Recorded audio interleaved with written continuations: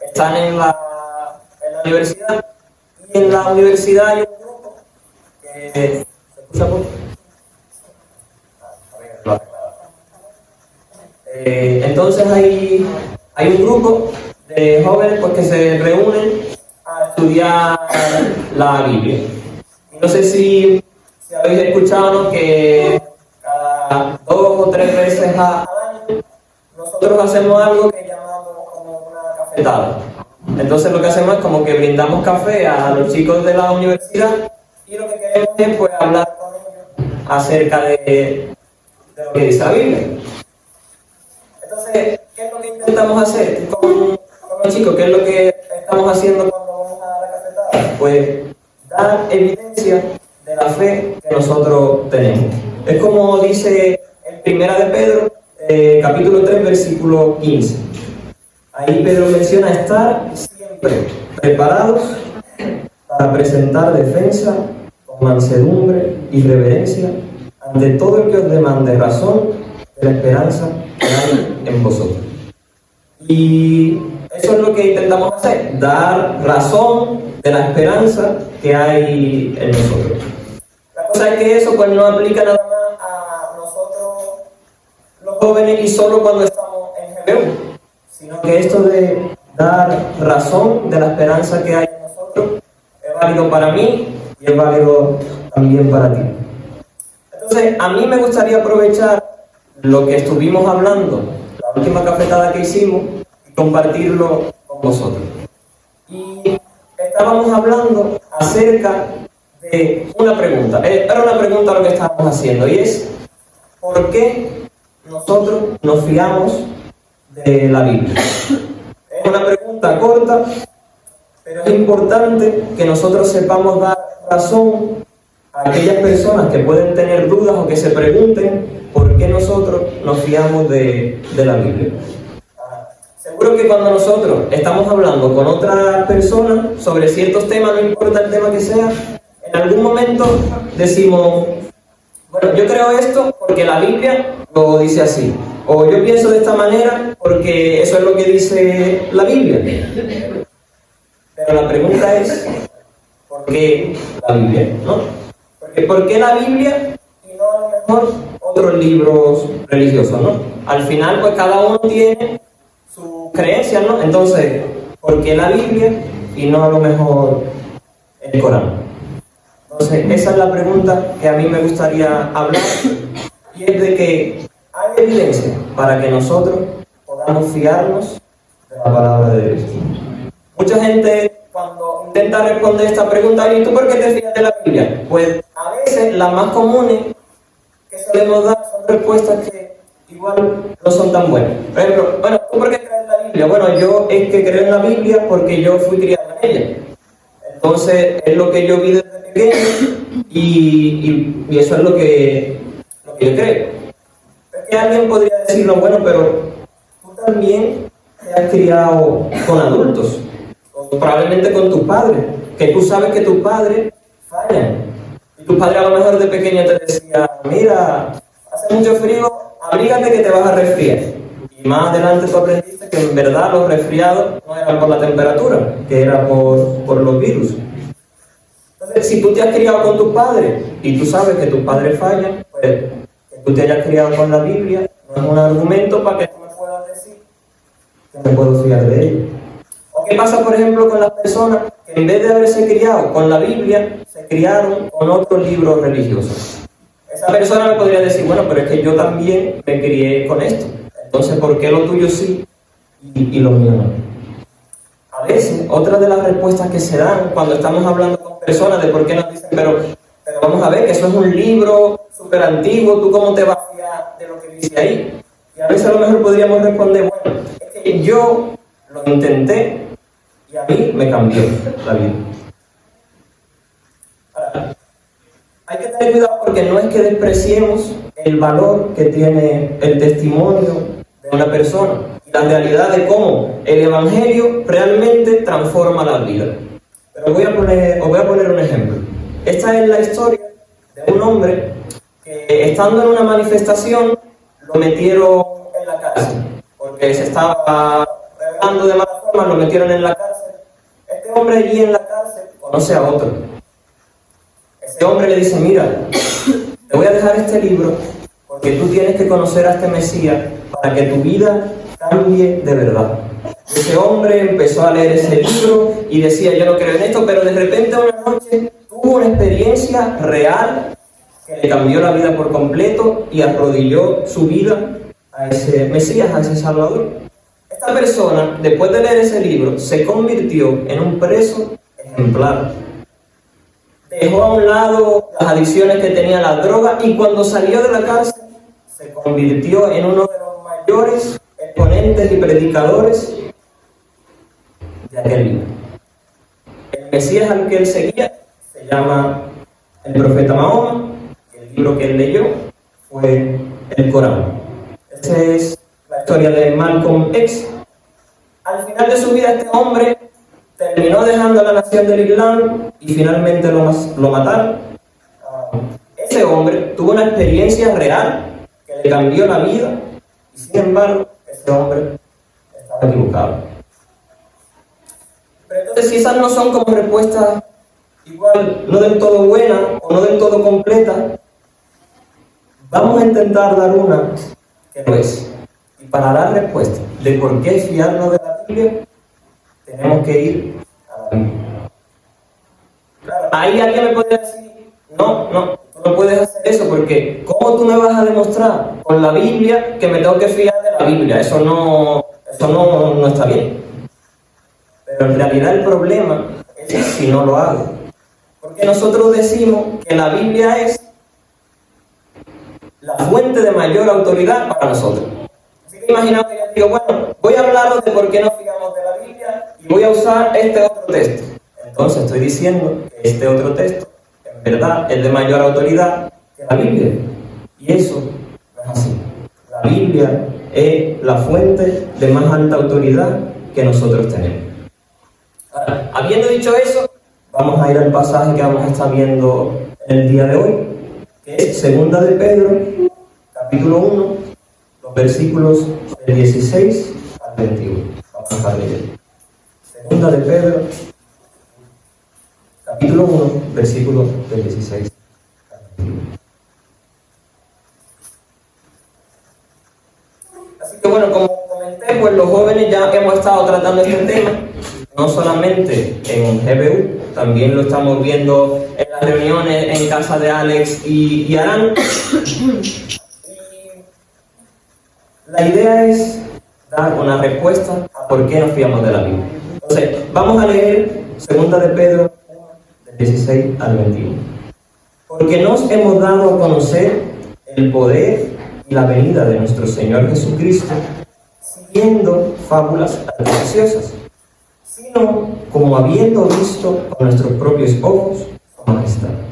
Pues cuando Él recibió de Dios Padre honra y gloria, le fue enviada desde la magnífica gloria una voz que decía: este es mi Hijo amado, en el cual tengo complacencia. Y nosotros oímos esta voz enviada del cielo cuando estábamos con Él en el Monte Santo.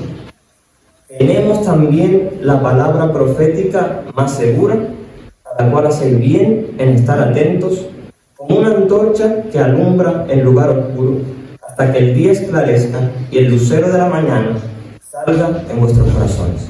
Entendiendo primero esto, que ninguna profecía de la Escritura es de interpretación privada, porque nunca la profecía fue traída por voluntad humana, sino que los santos hombres de Dios hablaron siendo inspirados por el Espíritu Santo. ¿Por qué nos fiamos de la Biblia? Pues yo voy a aprovechar una especie de resumen del pasaje que acabamos de leer, que no es mío personal, es de otro pastor, pero que te deja cortito y al pie, como decimos por aquí, lo que es este texto y por qué nosotros nos fiamos de la Biblia. Y es lo siguiente: ¿por qué podemos fiarnos de la Biblia?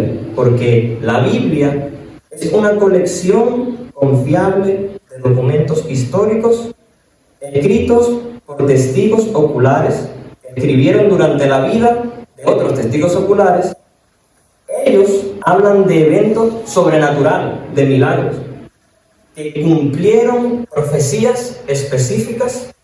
Esos autores afirman que sus escritos son de origen divino y no de origen humano. Yo sé que eso es muy largo, pero vamos a irlo viendo poco a poco lo que dice. Mira, ¿por qué nos fiamos de la Biblia? Porque la Biblia es una colección confiable de documentos históricos. Mira lo que dice el versículo 16. Porque no os hemos dado a conocer el poder y la venida de nuestro Señor Jesucristo siguiendo fábulas artificiosas. Estamos viendo que él está diciendo que el mensaje que ellos dieron a conocer, que todo lo que ellos transmitieron, todas las cartas que tenemos en el Nuevo Testamento, todo eso no estaba basado en fábulas artificiosas. No estaban siguiendo mitos o no estaban siguiendo cuentos. Lo que dieron a conocer eran hechos históricos. Nos fiamos de la Biblia porque es una conexión y eso es importante. Porque mucha gente piensa que la Biblia la escribió un solo hombre. Entonces, la Biblia la escribió un hombre y pues te tienes que creer lo que yo diga porque lo estoy diciendo yo, pero no es así. La Biblia son 66 libros diferentes, escritos por más de 40 autores. Entre todos esos autores hay reyes, hay generales, hay pescadores, hay doctores, hay recaudadores de impuestos, hay historiadores. La Biblia está escrita en 3 idiomas, en griego, en hebreo y en un poco de arameo. Y se escribió en 3 continentes diferentes, en Asia, en África y en Europa. Y se escribió a lo largo de un periodo de 1500 años. 66 libros, más de 40 autores, 3 idiomas diferentes, en 3 continentes diferentes, en un periodo de más de 1500 años. Lo que Pedro y Pablo y Marcos y Lucas y el resto de autores nos dieron a conocer no eran cuentos. Por ejemplo, vamos a ver el caso de lo que escribió Lucas en su evangelio. Entonces, si podéis, vamos a ir a Lucas capítulo 1.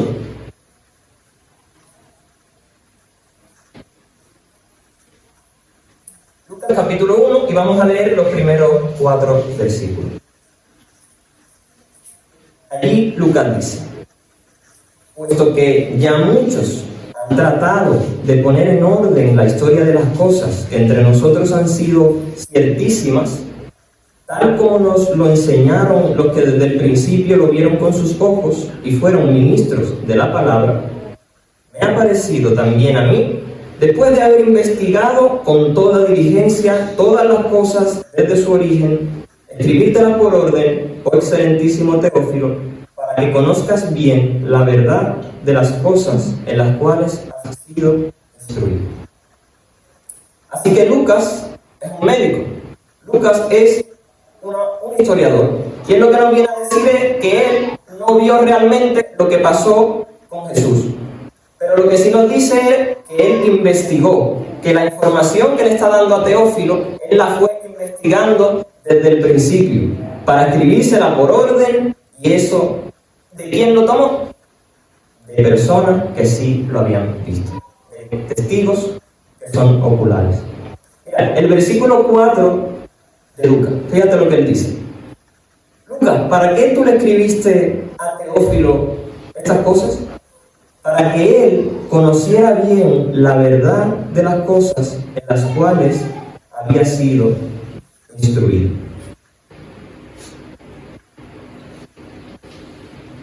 Te escribo esto, Teófilo, le está diciendo Lucas, porque aquello que se nos ha dado a conocer, aquello que nos enseñaron desde el principio, eso que ellos vieron con sus ojos, esas cosas no son cuentos, no son fábulas, no son mitos, son verdad. Y las he investigado y ahora te las estoy dando a conocer.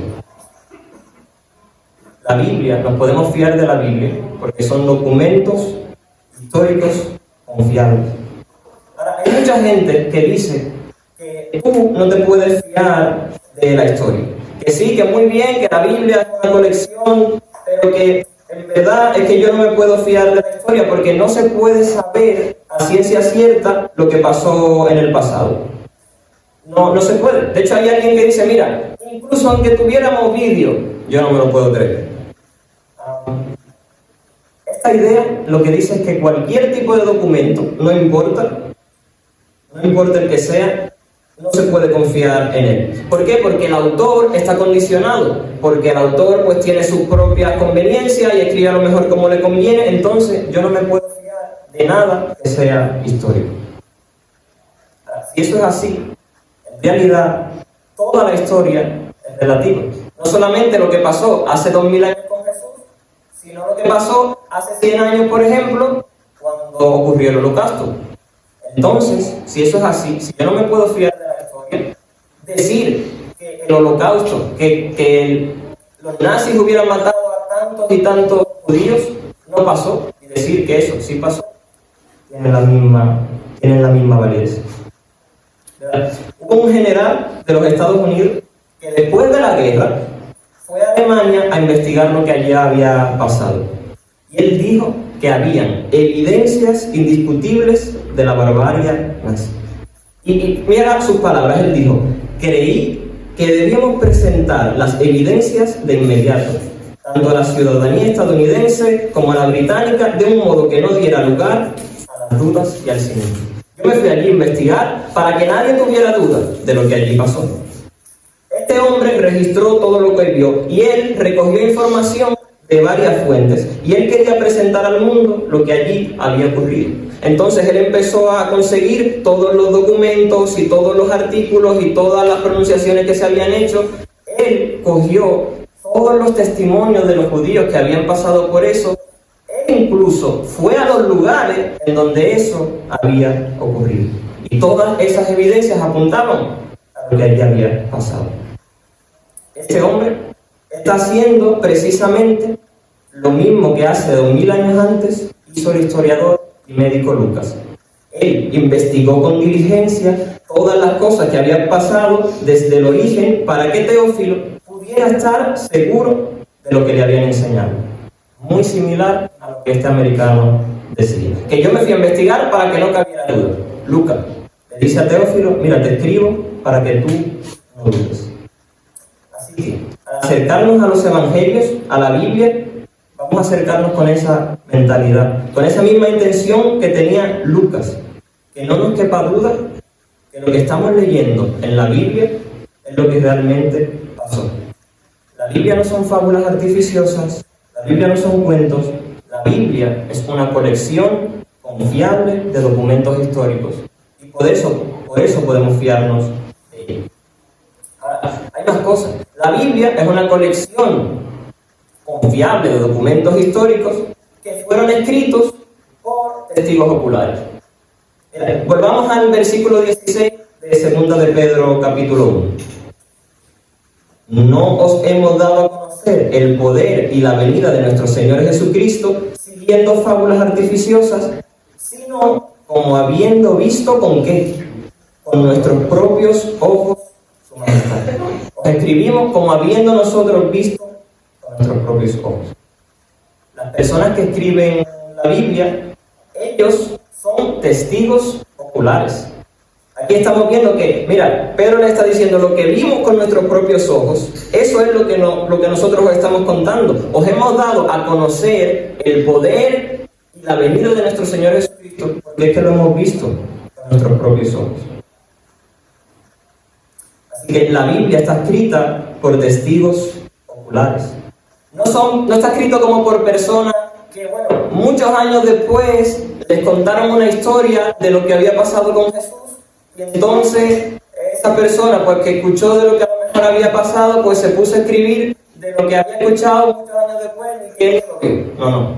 El que estuvo allí, ese fue el que escribió las cosas que nosotros tenemos en la Biblia. Pensemos, por ejemplo, en los evangelios, ¿vale? Porque hay gente que no se cree, que no cree que realmente está escrito por personas que vieron las cosas que pasó. Así que supongamos que nosotros tenemos que escribir un informe acerca de un juicio que ha ocurrido al otro lado del mundo, en China, ¿vale? Y no tenemos acceso a internet, estamos a 1000 kilómetros de distancia, no hay forma de que nosotros podamos hablar de cómo es, de cómo son las calles de China, porque nunca realmente hemos estado ahí. No es posible que podamos decir todos los nombres que hay en China porque nosotros somos de aquí. Nosotros sabemos de Juan y de Pedro y de Manolo, pero no sabemos de Xin Xiaoming. No. Bien, pues una cosa similar es lo que ocurre con los evangelios. Porque los evangelios no se escribieron en la Judea donde Jesús vivió. Por ejemplo, Marcos escribe desde Italia, Lucas escribe desde Grecia, Juan escribe desde Turquía. Luego, ellos están escribiendo cosas que ocurrieron en otros lugares. Entonces, ¿cómo puedo yo saber que lo que estas personas están escribiendo a kilómetros de distancia del lugar donde ocurrieron todas estas cosas fue realmente así? Pues yo, si quiero saber, tengo que hacer una serie de pruebas. Por ejemplo, el uso de los nombres. Se hizo un estudio de los nombres más populares que había en la Judea romana de aquel tiempo donde vivía Jesús. Y se vio que los nombres más populares que habían allí en ese tiempo, lo que la mamá le estaban poniendo a los niños, eran los mismos nombres más populares que yo me encuentro en los evangelios que escribieron Marcos, Lucas. Por otro lado, se tiene la geografía. Hay un montón de menciones a las ciudades de aquella zona. Y no solamente a las ciudades grandes, porque todo el mundo puede conocer que en España está Madrid. Y si yo me voy a inventar un cuento, pues puedo poner Madrid. Pero a lo mejor decir, no sé, para de la Grana, el río, por ejemplo, el río San Pedro, eso no lo conoce nadie. Y estas personas es que mencionaban sitios y lugares que eran muy pequeñitos, muy pequeñitos. Por otro lado se miró la geografía. Y esos autores pues tienen un montón de conocimiento acerca de la geografía. Incluso llegan a hablar de la altura de ciertos sitios en los evangelios. Y se menciona en los evangelios como la profundidad que tienen ciertos sitios respecto al nivel del mar. Si tres de ellos escribieron lejos de Judea, ¿cómo pudieron introducir datos geográficos exactos? ¿Cómo pudieron saber los nombres más populares? ¿Cómo coinciden incluso hasta la flora? ¿Os acordáis de cuando no sé en qué evangelio, creo que están varios, la historia de Zaqueo? Zaqueo subió a un árbol ¿cómo? Ese árbol se ha demostrado que es solamente de esta zona, no de otros lugares. ¿Cómo podían ellos saber todas estas cosas? Porque aquellos que les estaban contando lo que ellos escribieron habían visto con sus ojos lo que allí había pasado. Nos fiamos de la Biblia porque ella es una colección confiable de documentos históricos que fueron escritos por testigos oculares, por personas que realmente vieron con sus ojos lo que allí pasó. Y ya, si todavía tú no estás convencido de que es así, mira 1 de Juan, capítulo 1. Solo hay que leer los primeros 3 versículos de 1 de Juan, capítulo 1. Dice Juan, lo que era desde el principio, lo que hemos oído, lo que hemos visto con nuestros ojos, lo que hemos contemplado y palpado en nuestras manos tocante al verbo de vida, porque la vida fue manifestada y la hemos visto, y testificamos y os anunciamos la vida eterna, la cual estaba con el Padre y se nos manifestó. Lo que hemos visto y oído, eso os anunciamos para que también vosotros tengáis comunión con nosotros. Y nuestra comunión verdaderamente es con el Padre y con su Hijo Jesucristo. ¿Cuáles son las cosas que ellos escribieron? Fueron las cosas que ellos vieron, las cosas que ellos oyeron, las cosas que ellos palparon. ¿Por qué nos fiamos de la Biblia? Porque es una colección confiable de documentos históricos escritos por testigos oculares que escribieron durante la vida de otros testigos oculares. Mira, yo te puedo decir aquí que ayer yo vine a ensayar para la alabanza y mientras estaba aquí cayó un rayo, pero solo estaba yo aquí. Entonces, tú no tienes manera de comprobar si lo que yo te estoy diciendo es verdad, a menos que tú me creas. Yo digo, mira, aquí cayó un rayo, pero no quedó nada, yo lo vi que cayó y ya está. Entonces, tú no tienes forma de saber si lo que yo te estoy diciendo es verdad. Ahora, Imaginaos que yo os digo, ayer los jóvenes vinimos a ensayar para la alabanza y yo vi cómo cayó el rayo. Ahora, si vosotros queréis saber si lo que yo estoy diciendo realmente pasó, ¿qué podéis hacer? Ir a los otros jóvenes que también estaban aquí en el ensayo y preguntarles, mira, ¿tú viste que cayó un rayo? Sí, no. Esa afirmación se dice que es una afirmación falsable. ¿Por qué? Porque yo puedo comprobar si es verdad o no. Entonces, cualquier afirmación que yo no pueda decir si es verdad o no, no es muy buena. El Evangelio es fuerte, porque los testigos oculares que escribieron estas cosas lo hicieron cuando otros testigos oculares también estaban vivos. Vamos a ver, por ejemplo, 1 Corintios 15, los versículos del 3 al 8. 1 Corintios 15, Pablo ahí está hablando acerca de Jesús, después de que él había resucitado. 1 Corintios 15, versículo 3. Pablo dice, porque primeramente os he enseñado lo que asimismo recibí. ¿Qué fue eso? Que Cristo murió por nuestros pecados conforme a las Escrituras, y que fue sepultado y que resucitó al tercer día conforme a las Escrituras, y que apareció a Cefas y después a los 12. Después apareció a más de 500 hermanos a la vez, de los cuales muchos viven aún y otros ya duermen. Después apareció a Jacobo, después a todos los apóstoles, y al último de todos, como un abortivo, me apareció a mí.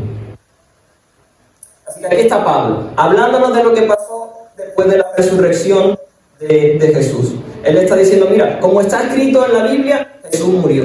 Y como está escrito en la Biblia, Él resucitó. Y después que resucitó, empezó a aparecerse. Jesús se apareció a Cefas, después se apareció a los 12, y después, dice el versículo 6, que se apareció a más de 500.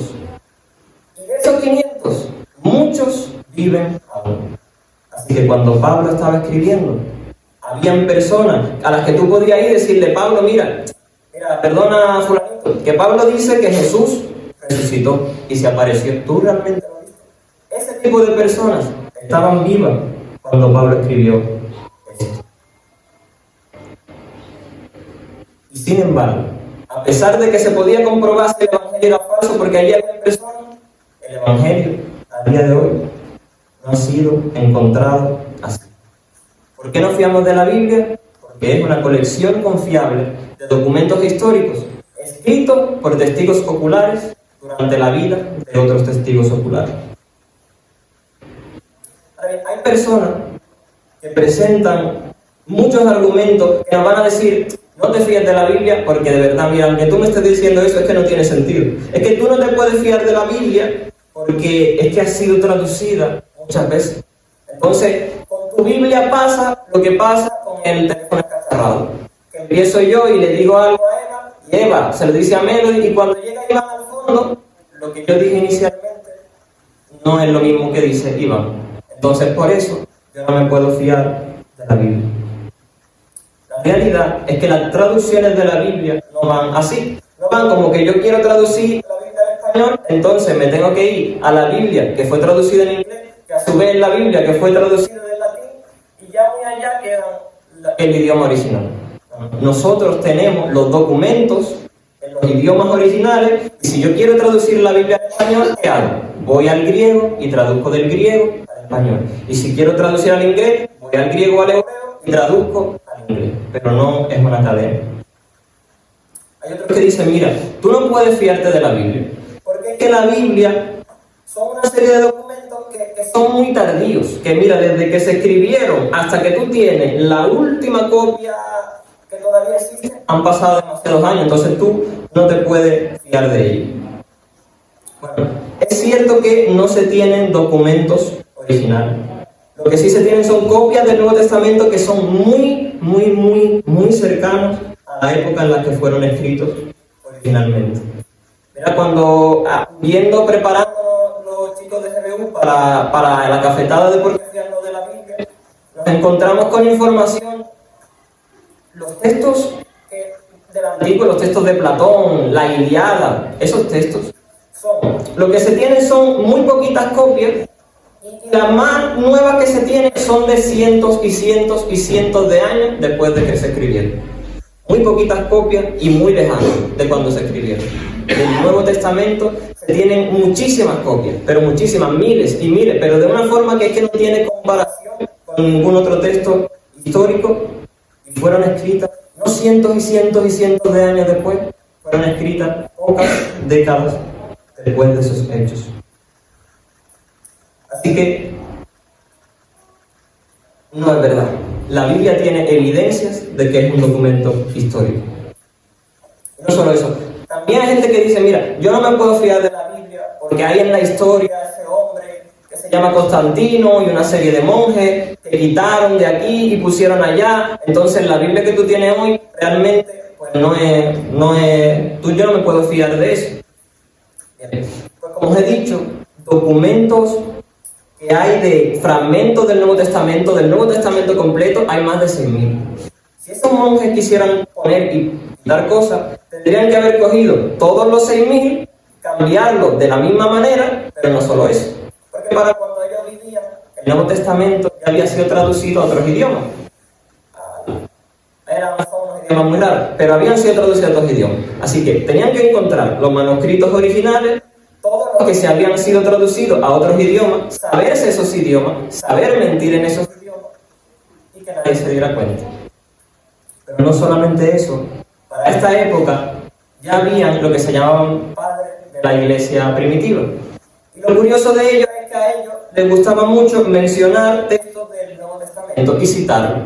Tanto que si tú coges todas las menciones que ellos tienen del Nuevo Testamento, tú puedes hacer el Nuevo Testamento entero menos 12 versículos. Así que ellos tenían que encontrar los 6.000 manuscritos que se tienen, todas las traducciones a los idiomas de ese tiempo y todas las menciones de los padres de la iglesia. Eso es fantasía.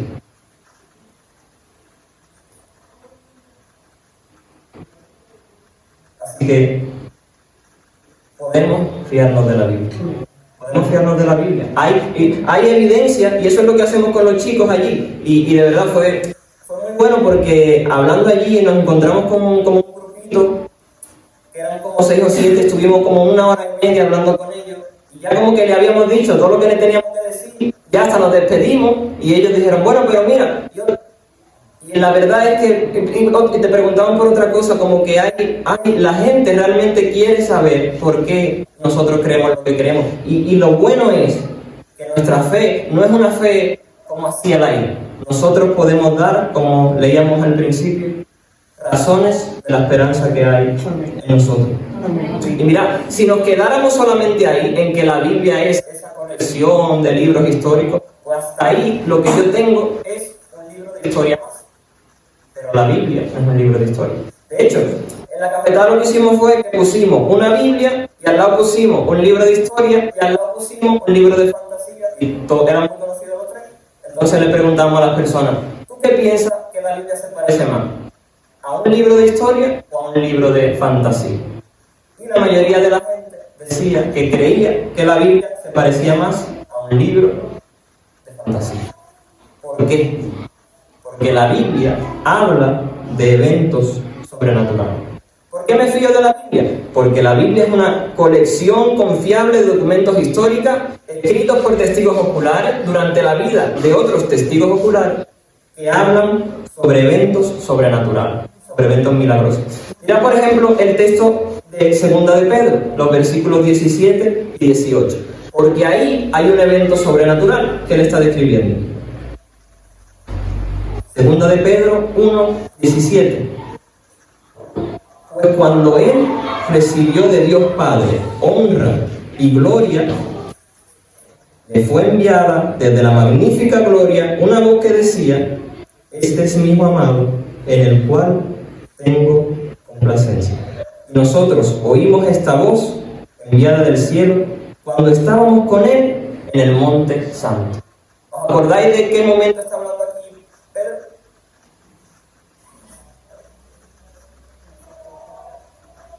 Pedro está hablando aquí del momento en el que él mismo vio cómo Jesús se transfiguraba. Jesús sube a la montaña con 3 de sus discípulos, uno de ellos era Pedro, y Jesús se transfiguró, su apariencia se transformó. Y no solamente eso, sino que se cuenta que Jesús interactúa con 2 personajes del Antiguo Testamento que ya estaban muertos, y no solamente eso, sino que de repente hay una nube, y que de esa nube sale una voz que dice: este es mi Hijo amado, en el cual yo tengo complacencia.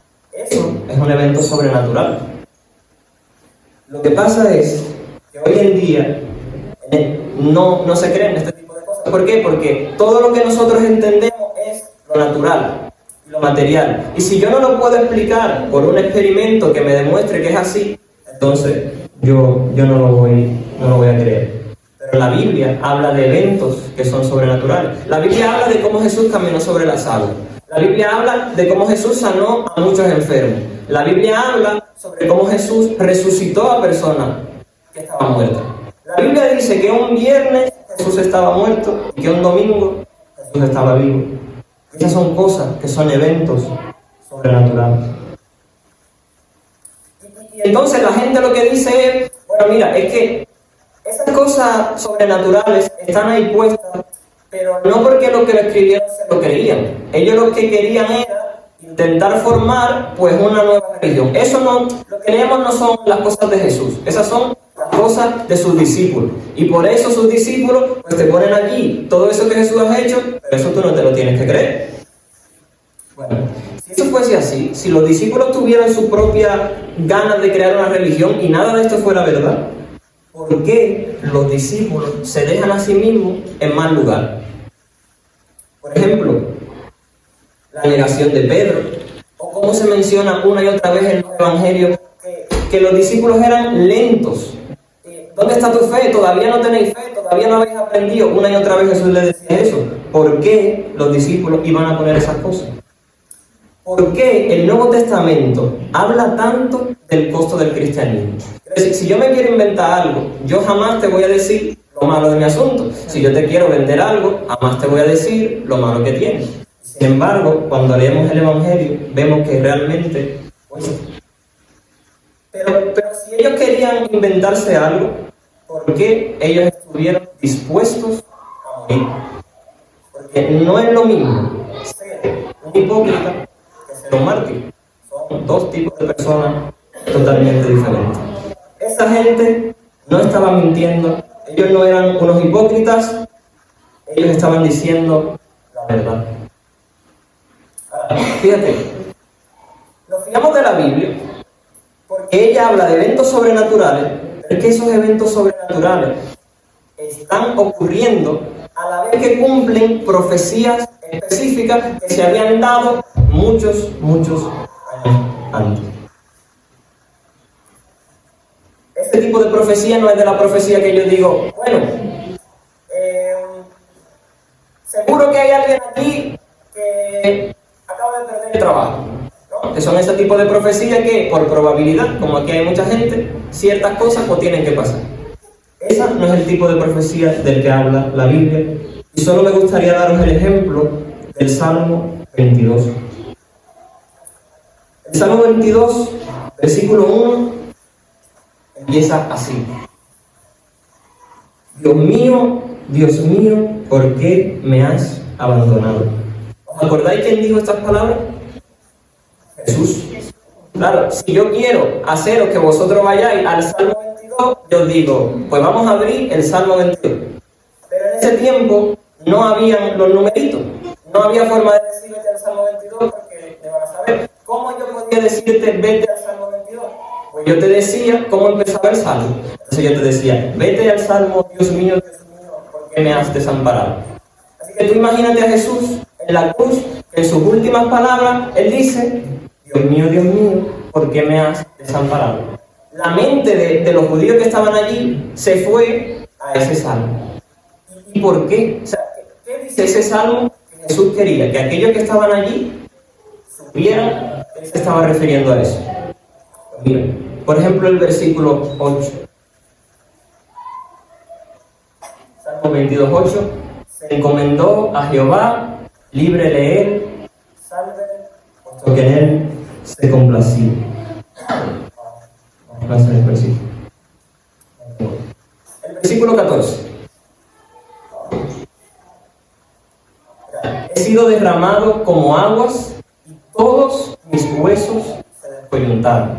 Mi corazón fue como cera, derritiéndose en medio de mis entrañas. ¿Os suena de algo? Versículo 16. Porque perros me han rodeado. Perros ahí es una referencia a los gentiles. Los gentiles eran las personas que no eran judíos. ¿Quiénes fueron las personas que crucificaron a Jesús? Romanos, que eran judíos. Dice, me ha acercado cuadrilla de malignos. Jesús estaba en medio de dos malignos, en medio de dos ladrones. Horadaron mis manos y mis pies. ¿Os suena de algo? Ahora, eso se escribió 1000 años antes de que Jesús naciera. Realmente todavía más, eso se escribió por una persona que está describiendo cosas muy claras de lo que es una crucifixión. En un tiempo en el que la crucifixión todavía ni siquiera se había inventado. La Biblia es un libro fiable, porque es una colección de documentos históricos escritos por testigos oculares durante la vida de otros testigos oculares que hablan de eventos sobrenaturales que están cumpliendo profecías específicas. Además de eso, nos fiamos de la Biblia, porque esos escritores no dicen lo que yo digo, lo estoy diciendo yo. No, esos escritores afirman que sus escritos son de origen divino, no de origen humano. Volvamos a segunda de Pedro, los versículos 20 y 21. Entendiendo primero esto, que ninguna profecía de las Escrituras, ninguna, es de interpretación privada, porque nunca la profecía fue traída por voluntad humana, sino que los santos hombres de Dios hablaron siendo inspirados por el Espíritu Santo. Los autores de la Biblia afirman que su mensaje no viene de ellos, que viene de Dios. Y en la Biblia eso es lo que tú te encuentras. Tú te encuentras un montón de frases como, así dijo, ¿quién? Moisés. Así dijo David, ¿cómo? Así dijo el Señor. O el Señor habló a Moisés diciendo. Y claro, encima, cuando estas profecías se cumplen, más peso dan a la credibilidad de que es Dios quien está hablando. Como siempre, hay personas que todavía no creen y que ponen problemas. Así que ellos van a decir cosas como, mira, a pesar de todo lo que tú me has dicho, yo no puedo creer en la Biblia porque la Biblia la escribió un hombre. Pero si alguien pensara así, que no puede confiar en la Biblia porque la Biblia la escribió un hombre, entonces esta persona nunca podría creer en ningún libro escrito, porque todos los libros están escritos por hombres. Es que incluso esa persona ni siquiera podría confiar en sí misma, porque no se fía de hombres que fallan y de un hombre que también falla. Entonces, ¿qué tienes tú? Que sí te puedes fiar de ti, pero no de otro. No puedo creer en la Biblia porque yo soy un hombre de ciencias. Si no me lo demuestra científicamente, no me lo voy a creer. El método científico, si yo quiero evaluar algo según el método científico, esa cosa, lo que sea, tiene que ser observable, tiene que ser medible y tiene que ser repetible. Pero la historia no se puede repetir ni se puede medir. Si yo quiero comprobar la historia, yo no uso el método científico, yo uso el método de evidencias. Es decir, si yo quiero saber si un hecho histórico es verdad, yo lo que tengo que buscar son evidencias externas, internas. Yo tengo que buscar testigos oculares que realmente vieran lo que realmente pasó. Yo tengo que ver si concuerda con lo que veo en la realidad. Y esa es la forma en la que yo puedo ver si un hecho histórico realmente ocurrió. Y esto es lo que ocurre con la Biblia. Tú le haces cualquier examen a la Biblia de este tipo y lo pasa todo con creces. Podemos fiarnos de la Biblia porque es una colección confiable de documentos históricos escritos por testigos oculares durante el tiempo de otros testigos oculares que hablan de eventos sobrenaturales que ocurren cumpliendo profecías específicas. Esos autores no dicen esto me lo he inventado yo, ellos dicen que lo que ellos escriben es de origen divino. Ya voy a finalizar con esto. No sé si te has dado cuenta, pero del pasaje de 2 de Pedro me salta un versículo, que es el versículo 19. Dice el versículo 19. Tenemos también la palabra profética más segura, a la cual hacéis bien en estar atentos como una antorcha que alumbra el lugar oscuro hasta que el día esclarezca y el lucero de la mañana salga en vuestros corazones. Es verdad que las profecías y que la Biblia es unos documentos históricos, eso no te va a salvar. Somos salvos solo por fe, solo por gracia, solo por Jesús. Ahora, si tú todavía después de esto no te fías de la Biblia, yo te invito a que hagas esto que dice este libro. Haces bien en estar atento. Presta atención a estas cosas. Sigue buscando, porque la Biblia entonces va a ser como una luz que en medio de la oscuridad está allá al fondo brillando un poquito. Pero sigue mirando, sigue atento, porque cuando menos te des cuenta, esa luz va a ir creciendo, y creciendo, y creciendo, y creciendo. Y ya la luz ya no es pequeñita allí al fondo, sino que lo alumbra todo. No solo eso, esa luz ahora está en ti. Y esa luz es Jesús. Y si tú ya estás convencido de que la Biblia es verdad, y te fías de ella, entonces te invito a que también te fijes en este versículo. Porque tú tienes la palabra profética más segura. Y si tú has puesto tu confianza en el mensaje del Evangelio que encontramos en ese libro, tú estás sobre la roca más firme que hay. No estás en la mentira, no estás en la oscuridad, estamos en la verdad, aunque gente fuera diga lo contrario. Así que demos gracias a Dios de que su palabra es verdad y de que podemos dar razones de la esperanza de nuestra fe. Señor, gracias por este tiempo, Padre. Gracias por tu palabra, Señor.